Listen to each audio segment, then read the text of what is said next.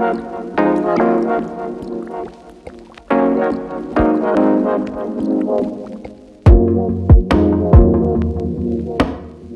Idea Lab was introduced to Imagination Station in 2016 through the generous support of the Science Society, which is an organization that helps support Imagination Station to create meaningful experiences here. It was really born of the wish to want to do deeper, more enriching activities with the families that visited the Imagination Station. So we had been doing hands-on activities at the Science Center ever since we started. These activities were pretty prescriptive. They're based kind of almost like a recipe. You go from step A to step B to C, you get your result, we're all happy, we all go home. But did we learn anything that was meaningful? And so the goal of Idea Lab was to have really deep experiences that allowed for the opportunity to create with your hands, to kind of learn and tinker with your hands, to be iterative, to try things over and over, to get it wrong a couple times before you get it right, to collaborate with your family or your friends or a stranger, and have experiences that were truly memorable and impactful. And I think we've really achieved that here in Idea Lab.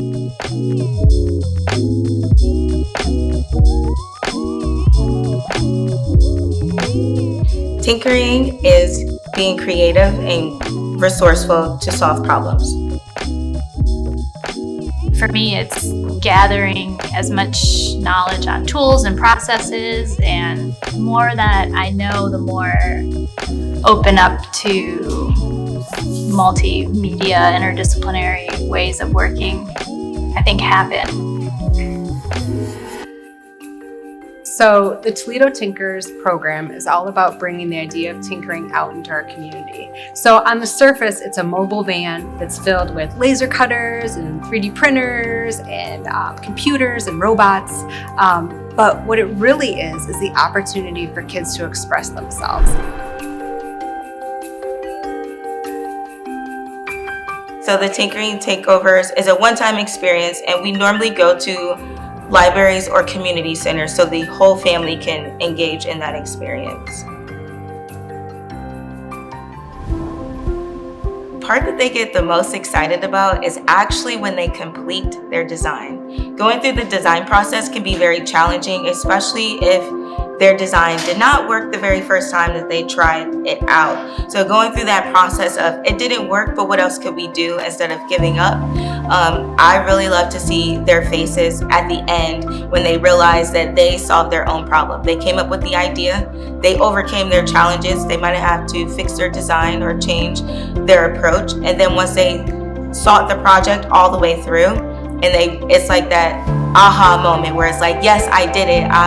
It was hard, but I conquered it, and I went through all those critical thinking steps to complete it. So I think that's my favorite portion, because they are so happy to tell you about it at the end, to say, hey, Miss Icy, look what I made.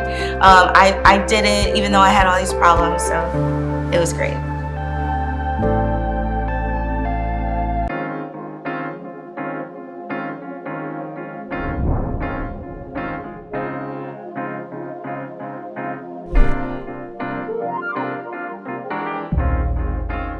So I am an artist and works with multiple mediums. That sounds. That's true. I mean, that's what I am too, I guess. Yeah, we are multimedia, multidisciplinary artists. Interdisciplinary. Interdisciplinary artists. Sure. I like that one. You should change yours. Okay. Yeah, I'm an interdisciplinary artist.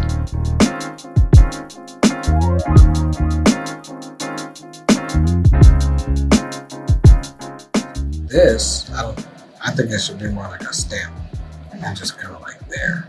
Okay. You So feel this me? is it. This is how you want to flow it? I'm down. I'm asking. This is the way I put it up.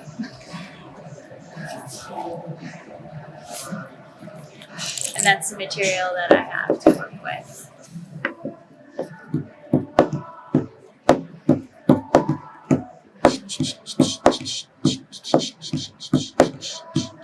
How would you feel about staggering that one down lower and it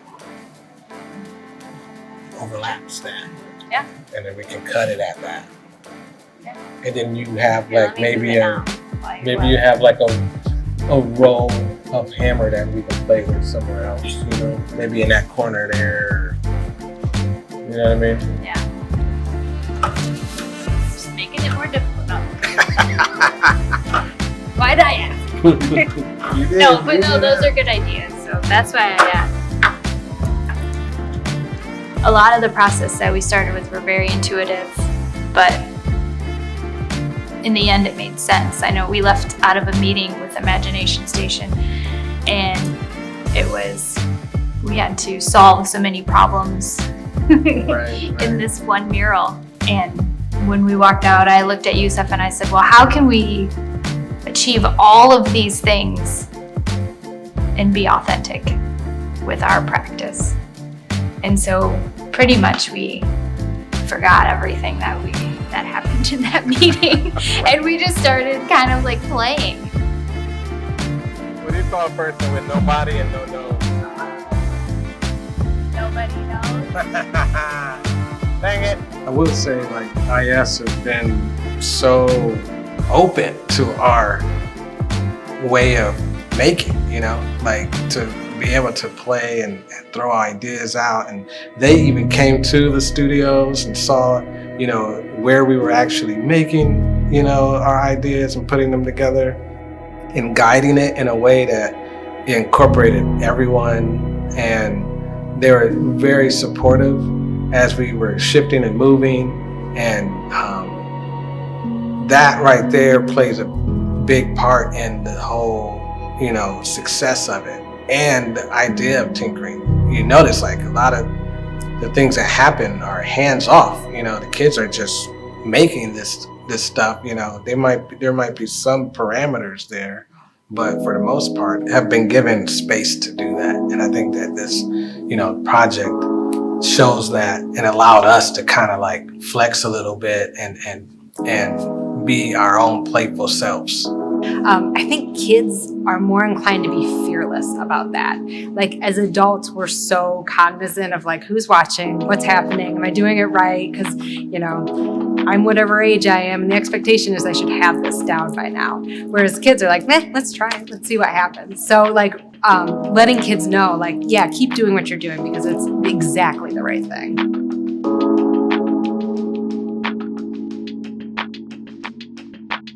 The mural is actually the kind of culmination of the 3-year grant that we have with IMLS. So it allows us to tell the story of tinkering in our community, past, present, and future. So one of the display cases will talk about the history, the rich history of making and tinkering that we have in Toledo. It'll highlight some great inventors and engineers that we've benefited from here in Toledo, if it's the DeVilbiss family or the work of Champion. And then we have some present makers and tinkers, of which Yusuf and Julia are certainly going to be very prominent. And then the last cabinet will feature all of the work from our Maker Club. So really highlighting that, you know, these kids, like they deserve a shelf in the same way that, you know, Thomas DeVilbiss does and the work of Yusuf and Julia. So kind of leveling the playing field that we can all create and it all holds value.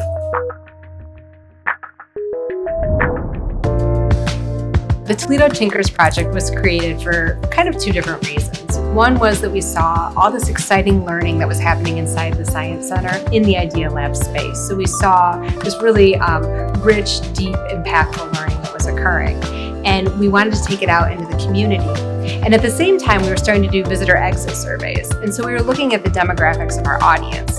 And what we discovered was that the folks that were coming into the Science Center didn't represent our larger community. So we knew we weren't serving everyone, and that's truly our mission. We believe that science is for everyone. So we knew we had to take the awesome work that was happening in here and take it out into the community.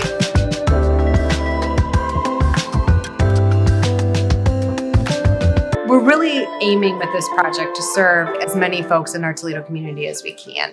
And so one of the things we did at the onset of this program was identify STEM deserts. So they were areas with a lack of access to high quality STEM education. And we looked at like a myriad of metrics to kind of determine that, and then really wanted to focus our energies in those areas.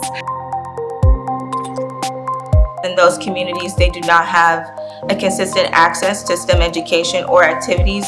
So we specifically choose those inner city areas of Toledo. So that's a great question. And I probably should say STEAM because we love to incorporate the arts, particularly in the work that we're doing here. But STEAM stands for Science, Technology, Engineering, Arts, and Mathematics. So it's kind of the idea that all of these disciplines aren't kind of in their own silos and isolated. When you're doing work in engineering, you're using math and you're using science and technology. So there's so much overlap within these fields that kind of put them all together.